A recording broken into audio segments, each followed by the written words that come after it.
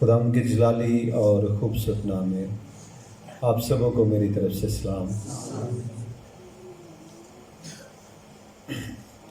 میرے عزیزو، آج ایک لمبا پیرا ہم نے تلاوت کیا ہے۔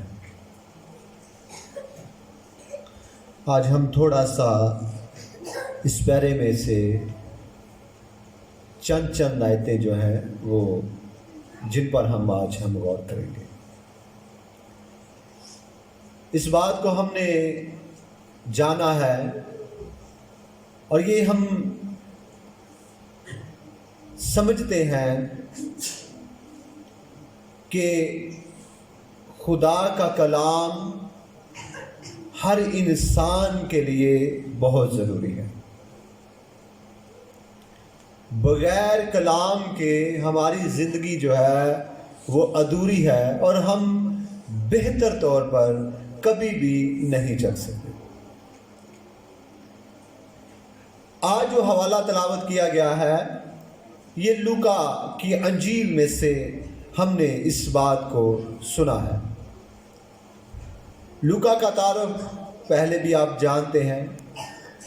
میں چند باتیں اس کتاب کے بارے میں بتاتا ہوں۔ اس کتاب کے کل 24 باب ہیں اور ان 24 بابوں کی 1150 کل آیتیں ہیں۔ اس کتاب میں آپ کو دوسری کتابوں سے بہت ڈیفرنٹ نظر آئے گا۔ متی کی انجیل، مرکز کی انجیل اور یوحنا کی انجیل میں سے اس کتاب میں آپ کو بہت سارے ایسے واقعات جو ہیں وہ ملیں گے جو ان اناجیل میں نہیں ملتے۔ در حقیقت لوکا کی انجیل تمام بنی نوع انسان کے نجات کا اعلان کرتی ہے، تمام لوگوں کے نجات کا اعلان کرتی ہے اور یہ بات دنیا تک پہنچاتی ہے کہ تمام لوگ جو ہیں وہ یسوع کی تعلیم سے، اس کی خوشخبری سے نجات حاصل کر سکتے ہیں۔ اس کتاب میں آپ کو عورتوں کا ذکر بہت زیادہ ملے گا، جس طرح الشبا کا، جس طرح حنا نبیہ کا، جس طرح مریم اور مارتھا کا۔ ان تمام چیزوں کا اس کتاب میں آپ کو بغور مطالعہ کرنے سے آپ کو اس بات کا علم ملے گا۔ لوکا کی انجیل میں آپ خداوند یسوع المسیح کی دعا کے بارے میں بہت زیادہ ذکر سنیں گے کہ خداوند یسوع المسیح دعا کرنے کے لیے گئے۔ اس اناجیل میں دعا پر بہت زیادہ زور دیا گیا ہے تاکہ انسان جو ہے اگر خدا سے کوئی مدد حاصل کرنا چاہتا ہے تو وہ صرف ذریعہ دعا ہے۔ میرے عزیزو، آج ہم نے چند بادشاہوں کو تلاوت کیا ہے۔ تبریوس جو کیسر کی حکومت کے 15ویں برس، میرے عزیزو ملک فلسطین پر رومی حکومت کا دبدبا تھا اور وہ بھی فلسطین میں وہ بھی حکومت کرتے تھے۔ فلسطین کے مختلف علاقوں میں ان کے حاکم ہوتے تھے۔ بادشاہ روم میں بیٹھتا تھا جسے کیسر کا خطاب دیا جاتا تھا، پر دوسرے چھوٹے لوگ وہ ملک فلسطین کے مختلف علاقوں میں حاکم کے طور پر جانے جاتے تھے۔ ان کو بھی بادشاہ کا درجہ دیا جاتا تھا، پر وہ بادشاہ نہیں ہوتے تھے۔ میرے عزیزو، تبریوس کیسر اگستس کے بعد یہ بادشاہ ہوا۔ کیسر اگستس کا کوئی بیٹا نہیں تھا اور اسی کی دوران حکومت میں اسے حکومت سونپ دی گئی، اور جب اسے حکومت سونپ دی گئی تو اس کے 15ویں برس آگے ایک ڈیٹیل بیان کی جا رہی ہے کہ جب کیسر بادشاہ تھا اور اس کے بعد पैंतुस पिलातुस यहूदिया का हाकम था। मैं आगे आपको बताने लगा हूं कि बादशाह एक जगह पर था, लेकिन यहूदा के मुख्तलिफ इलाकों में, मुल्क फलस्तीन के मुख्तलिफ इलाकों में, जिस तरह यहूदा, गलील और भी बहुत सारी जगहों पर जो थे वो हाकम मुकर्रर थे, जो यहूदियों पर मुसल्लत थे, और ये कैसर की तरफ से थे। रोम की हुकूमत थी यहूदियों पर। ये इन तमाम बातों को, इन तमाम चीजों को आप पढ़ सकते हैं। मैं जिस बात पर आपको लेकर आना चाहता हूं वो ये है कि तारीख क्यों मेंशन की गई लूका की अंजील में। लूका ने जब भी कोई वाकया पेश किया, इब्तिदा में जब इसे आप देखें तो ये जरूर बादशाहों का जिक्र करता है, बादशाहों को लिखता है कि तमाम ये वाकया फला बादशाह के वक्त रूनुमा हुआ, ये काम फलां लोगों के सामने रूनुमा हुआ। लूका लोगों तक ये पैगाम पहुंचाना चाह रहा था कि जो वाकया मैं लिखने वाला हूं वो मनगढ़ंत कहानी नहीं है, ये किसी की कोई सोची समझी साजिश नहीं है, ये कोई किसी ने कोई खूबसूरत वाकया नहीं बनाया, बल्कि तारीख इस बात की गवाह है कि ये वाकया रूनुमा हुआ है। हालेलुया। अगर कोई भी चीज साबित की जाती थी, आज के दौर में भी अगर किसी चीज को साबित किया जाता था, किया जाए, तो तारीख का सहारा लिया जाता है। बगैर तारीख के आप कभी भी किसी चीज को साबित नहीं कर सकते। और लूका ने तमाम बादशाहों को कलम बंद किया, और वो बड़ी तरतीब के साथ इस बात को लिखता है कि पिलातुस यहूदिया का, और उसके बाद हेरोदिस गलील का, और इसके बाद वो दूसरे तमाम वाकयात का जिक्र करते हुए अपने बात की तरफ बढ़ता है। उसको क्या लिखने की जरूरत थी? उसने इसलिए लिखा ताकि पढ़ने वाला, तहकीक करने वाला, समझने वाले लोग जब बादशाहों का जिक्र पढ़ेंगे, जब उन वाकयात की तरफ बढ़ेंगे, तो अगर कोई भी खोज करके देख ले तो इस वाकया को सच्चा समझेगा। हालेलुया।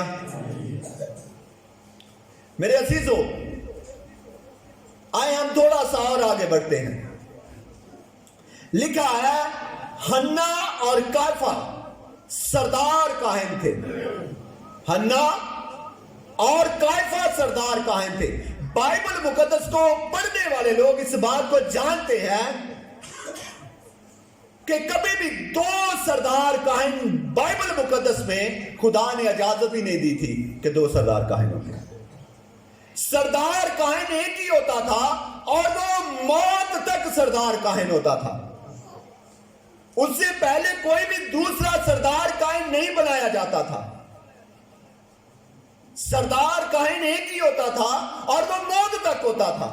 पर यहां पर आप पढ़ रहे हैं, और हन्ना और उसके बाद कायफा सरदार काहिन थे, दो सरदार काहिन थे। मैं आपको बताऊं, वक्त गुजरने के साथ साथ बनी इस्राइल के मजहब में बहुत सारी तब्दीली आ चुकी थी। उनके तरीकाकार खुदा की बंदगी में बहुत सारी तब्दीली आ चुकी थी, और वो खुदा की उस तरह से इबादत नहीं करते थे जिस तरह उन्हें अहकाम मिले हुए थे, बल्कि उनके तरीकाकार बहुत ज्यादा बदल चुके थे।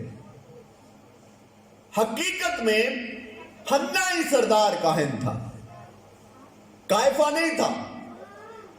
हकीकत में हन्ना ही सरदार काहिन था, पर कायफा जो था ये रोम की तरफ से सरदार काहिन मुकर्रर हुआ था। वक्त गुजरने के साथ साथ जो मैं बात करने लगा हूं कि वक्त गुजरने के साथ साथ हर हुकूमत अपने हिसाब से सरदार काहिन खड़ा कर देती थी। क्यों? क्योंकि इन्हें हुकूमत को मतलब होता था कि इनसे अपने काम निकलवाए। क्या करे? काम निकलवाए। अगर उनकी मर्जी का सरदार काहिन ना होता तो कभी भी वो राया को, कभी भी वो लोगों को, कभी भी वो साथ लेकर नहीं चल सकते थे। हन्ना सरदार कायन था, पर कायफा जो था वो रोम की तरफ से सरदार कायन मुकर्रर हुआ था। और ये कायफा जो था, यूसुफ कायफा इसका नाम है असल में। और ये हन्ना का दामाद भी था।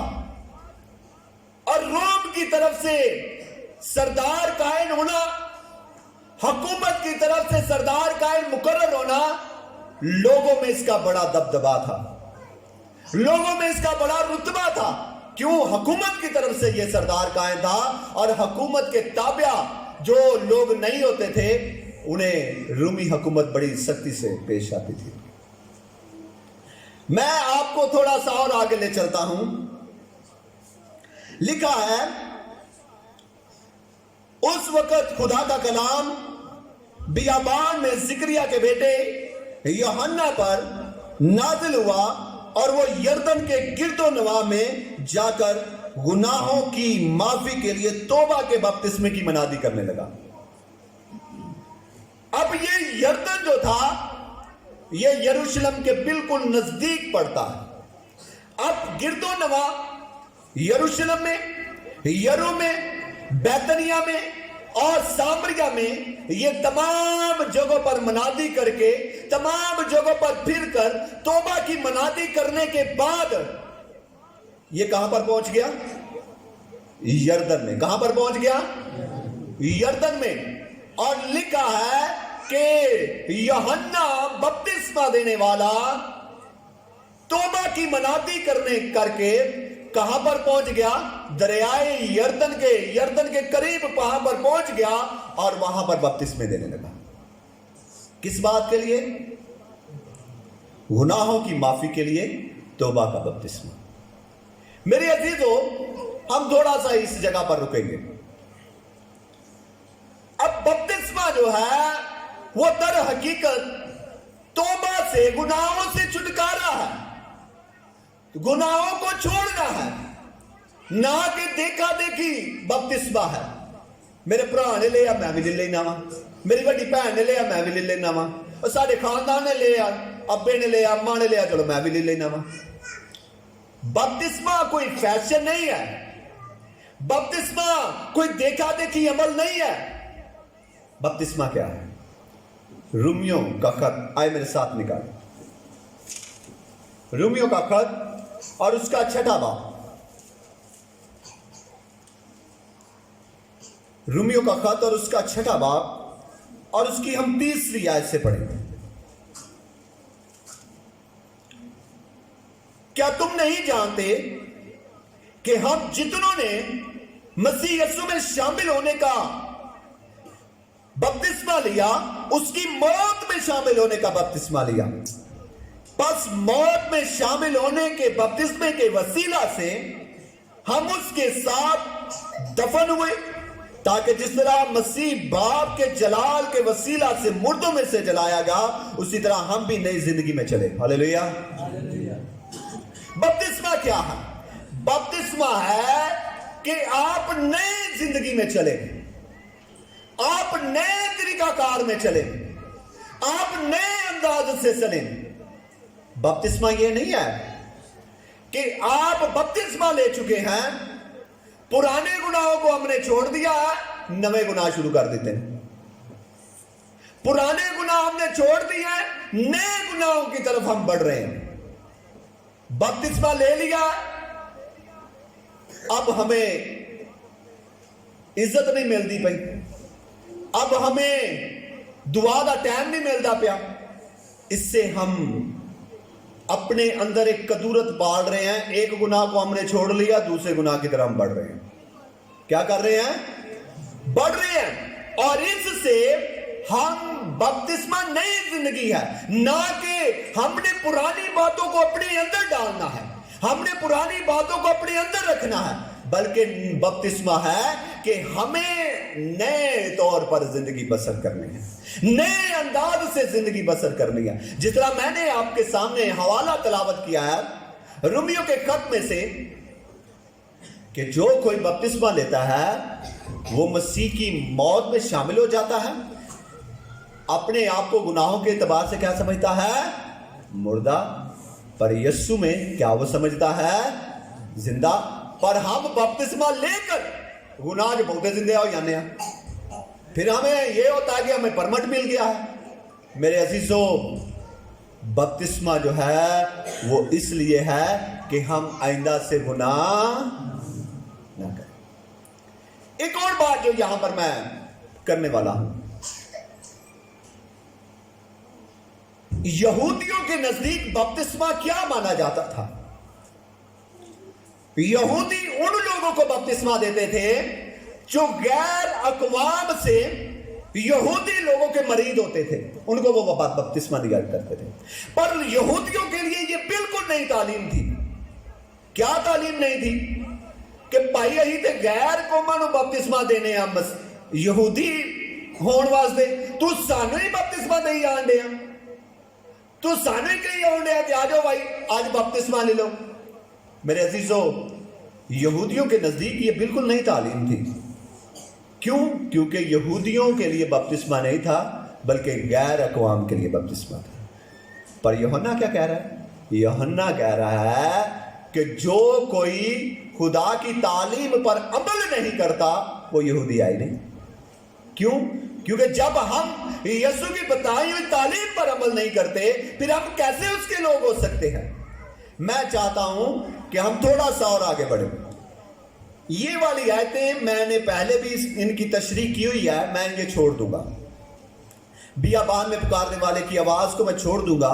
میں شروع کروں گا 7ویں آیت سے، جہاں پر لکھا ہے، پر جو لوگ اس سے بپتسمہ لینے کو نکل کر آتے تھے وہ ان سے کہتا تھا، اے سانپ کے بچوں. کیا کہتا تھا؟ یہ لفظ سننے میں بڑا سخت ہے کہ ایک آدمی توبہ کے لیے آ رہا ہے، ایک آدمی اپنے آپ کو بچانے کے لیے آ رہا ہے، اور یوحنا آگے سے کیا کہہ رہا ہے؟ اے سانپ کے بچوں. میرے عزیزو، یہ جس طرح ہم استعمال کرتے ہیں نا، کوئی بندہ گدھا نہیں ہوتا پر ہم اس کی حرکات سے اسے کیا کہتے ہیں؟ اور گدھیا. کوئی بندہ شیطان نہیں ہوتا، وہ اس نے شیطان اس کے چہرے پر نہیں ہے، پر اس کی حرکات سے ہم اسے کیا کہتے ہیں؟ تو تے شیطان لگ رہا ہے من. یوحنا در حقیقت ان کی تمام عادات کو ان کے سامنے رکھ رہا ہے. یوحنا در حقیقت ان کے عقد کو ان کے سامنے رکھ کر کہہ رہا ہے، اے سانپ کے بچوں، اے سانپ کے بچوں، اے چلاک ہوشیار، لوگوں کو پھسلانے والے، لوگوں کو دھوکہ دینے والے، نبیوں کو مارنے والے، نبیوں کو قتل کرنے والے، نبیوں کو پھسلانے والے، اے سانپ کے بچوں، تمہیں کس نے جتا لیا کہ آنے والے غضب سے بھاگو. تھوڑا سا ہم یہاں پر رکیں گے. یوحنا کے نزدیک میں آپ کو بتاؤں کہ یہ بڑی نئی بات تھی کہ بھائی تسی میرے کو کی لینا آنڈا ہے، تیانو کنے دا دیتا ہے کہ آنا لا غضب ہے. کیونکہ یہودی لوگ یہ سمجھتے تھے کہ جو کچھ بائبل مقدس میں تمام آفات لکھی ہوئی ہیں، جو کچھ آفات کا، جن آفات کا ذکر کیا گیا ہے، وہ یہودیوں کے لیے نہیں ہے، وہ غیر اقوام کے لیے ہے. وہ ہمارے لیے نہیں ہے، وہ غیر اقوام کے لیے ہے. وہ ہمارے لیے لکھی نہیں گئی کیونکہ ہم تو کیا ہے؟ یہودی ہے. کلام ہمارا، نبی ہمارے، پیغمبر ہمارے، خدا ہمارا. تو آفتیں ہماری نہیں ہیں، آفتیں کن کی ہیں؟ دوسرے لوگوں کے لیے. یوحنا ان کو بتا رہا ہے، اے سانپ کے بچوں، تمہیں کس نے جتا دیا؟ تیانو کنے دا دیتا ہے کہ اے غضب تیاڈے اوتے بھی ہونے والا ہے.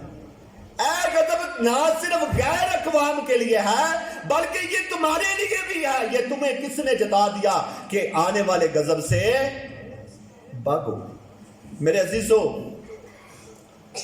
آج صرف نام کا مسیحی ہونا ضروری نہیں ہے. نام کے مسیحی ہونے سے نجات نہیں ہے کہ ساڈے نام دے اگے مسیح لیا گیا اسی بچ گئے ہیں. मेरे अजीजों, मसीह का किरदार हमारी जिंदगी में होना जरूरी है, फिर हम बचेंगे। फिर हम क्या होंगे? बचेंगे। सजदों में पड़े रहने से जन्नत नहीं मिलती, दिल में खुदा का होना लाजिम है। अगर आप सिर्फ इबादत ही करते रहेंगे, 2 टाइम की इबादत कर ली, संडे की इबादत कर ली, अगर आपके दिल में खुदा नहीं है तो आप कभी भी बच नहीं सकते। यूहन्ना क्या कह रहा है? कह रहा है कि यार सांप के बच्चों, तुम्हें किसने जता दिया कि आने वाले गजब से भागो, क्योंकि ये गजब आखिर जमाने की वो बात कर रहा है। वो बात कर रहा है, अदालत की बात कर रहा है। वो बात कर रहा है कि जब अदालत होगी तो मुझ गजब से भाग रहे हो, तुम्हें किसने जता दिया? तुम तो कहते थे कि ये तमाम मफाद हमारे लिए नहीं है, बल्कि ये तो गैर अक़वाम के लिए। अब तुम्हें किसने बता दिया कि हमें इनसे बचना है? मेरे अजीजों, मैं जरा जल्दी से आगे की तरफ बढ़ता हूं। लिखा है कि बस तौबा के मुआफिक फल लाओ और अपने दिलों में ये कहना शुरू ना करो कि इब्राहिम हमारा बाप है, क्योंकि मैं तुमसे कहता हूं कि खुदा इन पत्थरों से इब्राहिम के लिए औलाद पैदा कर सकता है। मेरे अजीजों, आपने जो तौबा की है, आपने जिस तरह यीशु को कबूल किया है, आप उस तरह फल भी तो लाए ना। आप यीशु को कबूल तो किया हुआ है, पर फल नहीं है हमारे पास। आपने मसीह का लफ्ज तो इस्तेमाल करते हैं, पर मसीह का किरदार नहीं है। यूहन्ना कहता है कि तौबा के माफी क्या करो? फल लो। अब तौबा तो हमने की हुई है, हमने तौबा भी कर लिया, पर तौबा के साथ हमारे अंदर जिंदगी में फल मौजूद नहीं है। मैं आगे आपके जाकर बताता हूं कि यूहन्ना कहता है, और अब दरख्तों की जड़ पर कुल्हाड़ा रखा है, पर जो दरख्त अच्छा फल नहीं लाता वो काटा और आग में डाला जाता है। बहुत सारे लोग, लकड़ियां वडन वाले लोग ने, सब हम यहां से लकड़ियां इकट्ठियां करते हैं अपने घरों के लिए। जदों लकड़ी वडन जाइए तो कुल्हाड़ी साढ़े हाथ च होवे तो की करीदा है? कुल्हाड़ी नूं दरख्त दे मोड़े दे विच थल्ले रख के ते की करीदा है? अपने कपड़े शपड़े जेड़े चादर है, कोई जर्सी है, वो ला लईदी है ते तैयारी कर लईदी है कि हुण मैं की करना है, दरख्त नूं वढना है। यूहन्ना क्या कह रहा है? यूहन्ना कह रहा है, अब दरख्तों की जड़ पर कुल्हाड़ा रखा हुआ है। ये ना समझो कि मालिक पीछे से आएगा, ओदे तैयारी करके खुदोता है। वो तो अपने कपड़े बस उतारा, तैयारी में है।